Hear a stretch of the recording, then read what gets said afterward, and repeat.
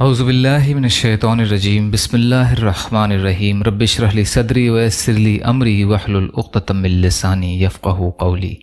بکھرے موتی دوسرا حصہ۔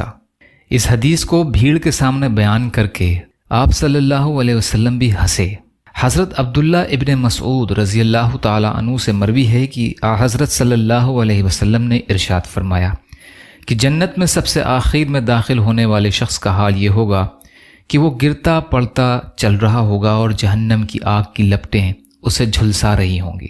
بالآخر جب وہ جہنم سے بمشکل نکل پائے گا تو جہنم کو دیکھ کر بے اختیار کہے گا، وہ ذات بڑی بابرکت ہے جس نے مجھے تجھ سے مراد جہنم ہے نجات عطا فرمائی، اور بے شک اللہ تعالیٰ نے مجھے وہ نعمت بخشی ہے جو اولین اور آخرین میں سے کسی کو بھی عطا نہیں کی گئی۔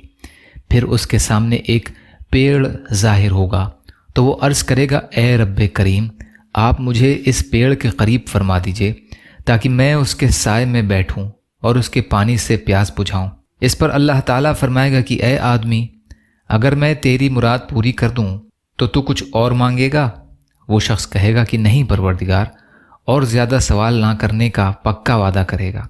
چنانچہ باری تعالیٰ اس کی معذرت کو قبول فرمائیں گا، کیونکہ وہ اس کی بے صبر طبیعت سے واقف ہے، اور اسے اس کے مطلوبہ پیڑ کے نیچے پہنچا دے گا۔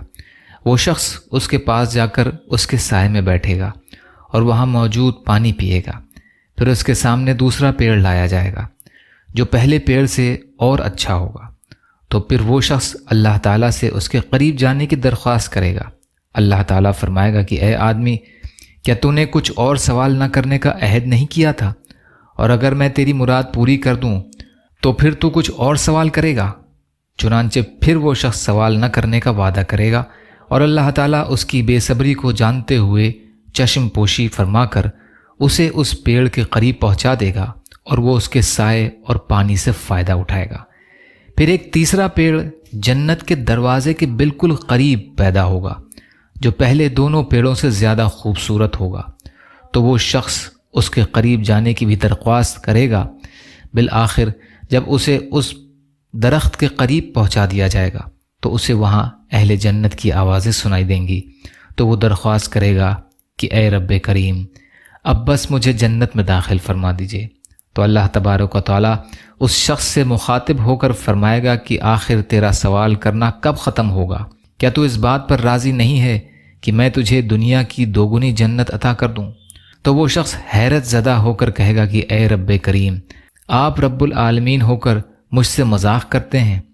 اتنی روایت بیان کر کے اس حدیث کا بیان کرنے والے عبداللہ ابن مسعود رضی اللہ عنہ ہنسنے لگے، اور حاضرین سے فرمایا کہ مجھ سے نہیں پوچھتے کہ میں کیوں ہنس رہا ہوں؟ چنانچہ حاضرین نے یہی سوال آپ سے کیا تو آپ نے فرمایا کہ اسی طرح اس روایت کو بیان کر کے حضرت صلی اللہ علیہ وسلم نے بھی تبسم فرمایا تھا، اور جب صحابہ نے آپ صلی اللہ علیہ وسلم سے اس کی وجہ پوچھی تو آپ صلی اللہ علیہ وسلم نے فرمایا تھا کہ میں رب العالمین کے ہنسنے کی وجہ سے ہنس رہا ہوں، کیونکہ جب وہ بندہ یہ عرض کرے گا کہ الہ العالمین، آپ رب العالمین ہو کر مجھ سے مذاق کر رہے ہیں، تو رب العالمین فرمائے گا کہ میں تجھ سے مذاق نہیں کر رہا ہوں، بلکہ میں جس بات اور چیز کو چاہوں اس کو پورا کرنے پر قادر ہوں۔ مسلم شریف کی روایت ہے یہ۔ اللہ تعالیٰ کے ہنسنے کا مطلب اس کا راضی اور خوش ہونا ہے۔ یا اللہ ہم سب کو کہنے سننے سے زیادہ عمل کی توفیق عطا فرما۔